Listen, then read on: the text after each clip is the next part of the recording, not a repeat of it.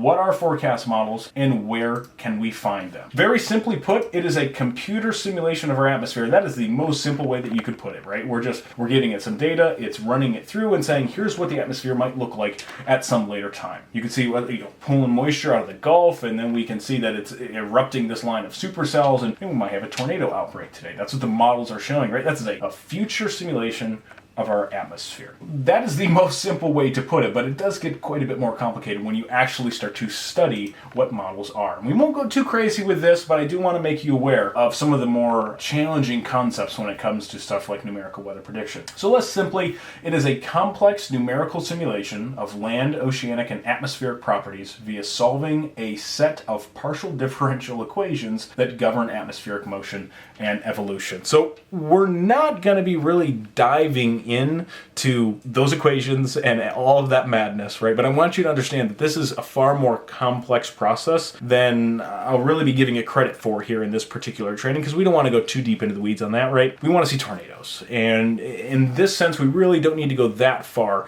into the information just to be able to see our tornadoes. So this is what a forecast model is in a basic sense. Even though one is quite a bit more complicated than the other, this is still a basic sense for what a model is. So how do these forecast models work? Start with number one. You have to use some initial conditions, the current state of the atmosphere. So the idea of initial conditions is that, let's say I have this weather station outside, right? I'm recording that it's 50 degrees out. I give that to the computer. Then the computer takes that and runs it through the simulation. That's the idea of the initial conditions. And those will be very important. We'll talk about that in more detail here coming up. But the initial conditions can be either very good or very bad. Think about a rain gauge. A rain gauge is typically a bucket, and the rain falls in there, and it's being recorded, right? But if a bird makes a nest in the kind of the top of that bucket where the funnel is and is blocking some of that rain from falling down in there, well, we suddenly have bad measurements. Those measurements are still going in to our models. So we end up with bad observations, so our models are going to be wrong. So the initial conditions are extremely important. But think about them as the current state of the atmosphere that we're going to give to the computer, and the computer's going to figure out what to do with it from there. The Chaser Academy is the best deal in storm chasing. Click the join button below this video and find out why. So step number two is what we call parameterizations. And these get a little bit more complicated. We don't want to go too into the weeds here on the parameterizations, but think of them as things that are too small for the models to resolve. And I'll start with this. Imagine the GFS versus the HRRR. Right? The GFS things are very large scale, right? You can't see small supercells or really small like turbulence and things when you look at the GFS, but you can see supercells when you look at the HRRR. So what this is kind of showing here is that there is a difference between what some models can resolve and what others can't. We come up with ways to artificially induce certain phenomena into the model because we need it to be there, right? It's a part of the atmosphere, but the model just can't resolve it. We'll talk more about that coming up. Again, think about it as things that are too small for the model to resolve. Next, we have to think about integrating this through time, right? We just gave it some initial conditions, and then we're starting to account for other things that need to be accounted for that maybe our model can't see. And then we start to run those numbers, those values, through our equations. So this is how we end up with what the values are going to be at some certain time, right? So when we look at forecast hour such and such of the HRRR, right, what that is, those are the numerical values at a point as determined by those equations that are in the models. And so that's kind of the important idea through there. Like we have to go one step at a time.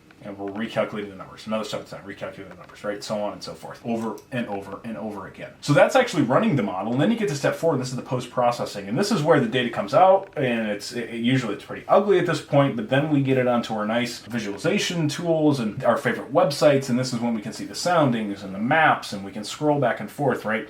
And things can look all pretty. So that's basically how it works. Now I want to start to break down some of these individual concepts here, and I want to start first with the initial conditions. So what does this look like? Well, imagine that we have a grid here. Okay, that's the box down there in the lower left. That little white grid, and our model operates on this grid. Even though in pivotal weather, when you look at pivotal weather, you might notice it kind of looks smooth. You don't really see the grid, but the grid is there underneath that nice and smooth looking trough, right? There's a grid, and there's numbers at each one of those grid points.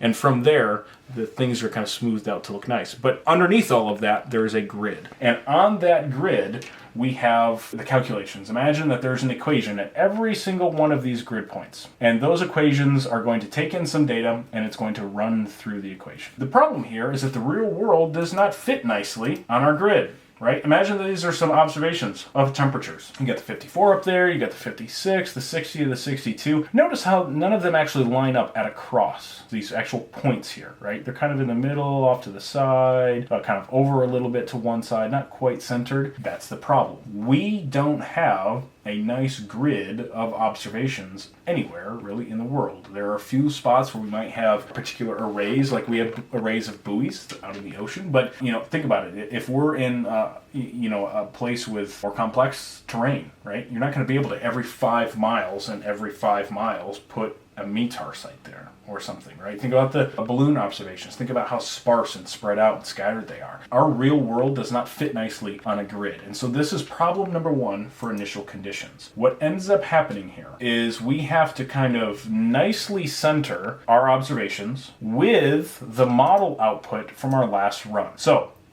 how do we get the model to start? We take these observations, right, these kind of messy observations over here that don't really fit nicely. We blend them together with forecast data from the previous run. When we combine them, we end up with an initialization of a forecast from both an old model run and our new observations from that given time. So essentially this is a first guess, which is forecast output from a previous model run, which would be like, let's say I have the 12Z GFS that just finished running and now I want to start the 18Z GFS. So what I'm going to do is I'm going to grab forecast hour 6 from the 12Z, which would be at 18Z, and then I'm going to combine that with the observations that we just recorded everywhere in the world. I'm going to kind of mesh them together, do some numbers magic, and that's going to be my initial state of the atmosphere as far as the model's concerned. Can you see any problems with that? Let's say the 12Z GFS was absolute garbage. That's where we end up with a problem, right? Because we end up with a situation where the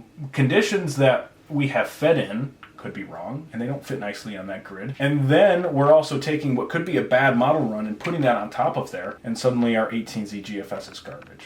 So it is a very complex process, and it is stuff that's still being researched today. It's going to be researched for a long time. How best do we handle this? But it goes to show how complex even setting up the model is in the first place. Now let's get into parameterization. So what this is the idea of accounting for things that are too small for the model to resolve. So let's say, again, down here in the lower left, I have another little grid, 3 kilometers, 3 kilometers, right? This is like the HRRR. So inside of that little grid cell, this is where you'd end up with reflectivity plotted in here, or something when you're looking at your favorite model viewer. But I have these little clouds, okay? These are little cumulus clouds, 4 of them in here, and notice that they don't actually exist here on these points. That's the important part. These cumulus clouds are much smaller than the grid spacing of 3 kilometers. And in order for the HRRR to actually resolve those cumulus clouds, it would have to have data existing on each one of these corners to be able to understand that there should be a cumulus cloud there. What does that mean for us? These things like small turbulences, fluxes from the surface, like little heating from the surface, and moisture transport from plants, cumulus clouds, radiation, and intercloud processes like microphysics, rain processes, that can't be resolved by our models. Even the stuff like the HRRR. What that means is we kind of have to, in a sense, make it up. And I'll explain what this looks like. So in the very simplest sense, the cumulus clouds are just simply too small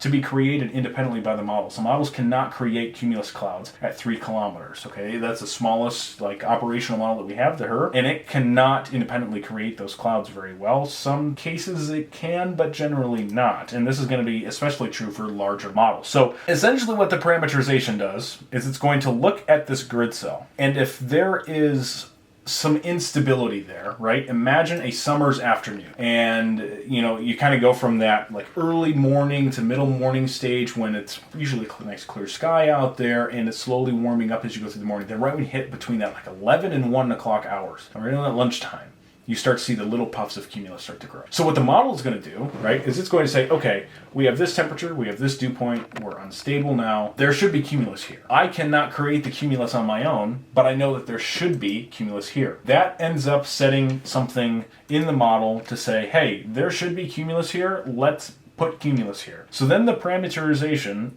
for lack of a better way to put this, puts cumulus clouds in that grid cell. So what it's going to do is it's going to say, okay, I have reached some threshold for instability here, which means generally at this point we'd have cumulus clouds. So poof, there's cumulus clouds. Imagine there's just a little snap and there's cumulus clouds there. Of course, the atmosphere does not work that way. And there's a lot of math involved in these parameterizations to kind of smooth this out, make it nice and easy. This should speak to simply how complicated this process is, right? Because we haven't even started running our model yet in this talk, and we're already at the point where our initial conditions could just be garbage and no good, and they could cause a lot of error in the model. We also are essentially making up things in the model because we can't explicitly resolve it with the model. Look at all the error that we've introduced already before we've even started running the model. And so that's a very important concept to keep in mind as we go forward. Why are models wrong? Because it's not the atmosphere. We're making it up to simulate the atmosphere. Okay, so this is the parameterization. Now, let's talk more about the model resolution. And so what you'll see here on this particular slide, we're looking at another grid, right, on the left-hand side. On the right-hand side, it's another grid. What you'll see here is that we have at each of those kind of crosses, right? Imagine this is the model output, it's already done, right? It's already run, and we're looking at on pivotal weather. At each of these intersections, what we have here is the 54, the 55, 57, 55. Great. So we can determine through some kind of math what the value should be inside of this cell. This is the grid point right here, and this box is the cell. So inside of the cell, through some math, we could determine what is going on inside there. Through that math, we could find that that number is about 56. And so this is the number you'd end up seeing printed out on pivotal weather or some other model viewing place. However, take a cumulus cloud. Cumulus cloud does not exist over here on this point, or this point, or this point, or this point. It exists in the middle of our cell. So the model doesn't actually know that there's any cumulus clouds there. That is the problem.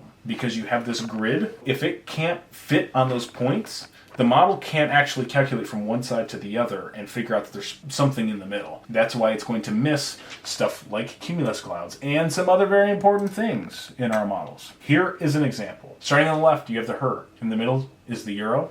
And all the way to the right is the GFS with their different resolutions. The HRRR is a 3-kilometer resolution model. The ECMWF right now is a 9-kilometer model. The GFS is 28 kilometers. So with the HRRR, you have these 4 cumulus clouds, and they don't fit in there very well. The HRRR could not explicitly resolve that on its own. And then we get to the Euro and look at how bad the Euro is now. It's much worse. And it's 9 kilometers, which is it's not bad for a model like the Euro. But it cannot see these cumulus clouds in here. And then you get to something like the GFS. The GFS cannot see supercells. Those supercells, there's 2 of them here. They exist inside of that cell, which means that the GFS cannot explicitly resolve those supercells. So if you're ever looking at a severe weather outbreak and you just see this big line, this big messy line of storms that are developing, same thing is true with the NAM, and you don't see those individual discrete cells and you're starting to think, I don't know about this.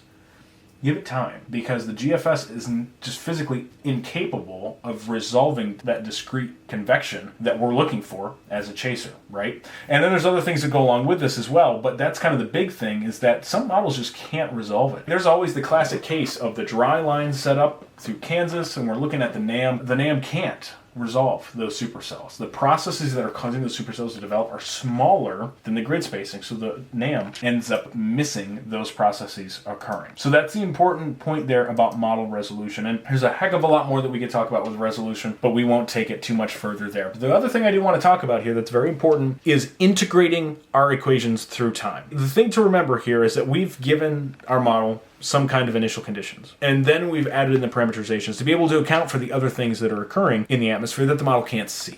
All right, and so that could be things, remember, like radiation. That could be things like convection. That could be things like the processes with raindrops and ice crystals and things happening inside of clouds. Models can't see that. We have to tell the model that these things are happening. It's kind of a messy process. But once we have all that done, then we can start to integrate. And while we're integrating, this is when we're saying, okay, at this time we need to have cumulus clouds here. This needs to be here.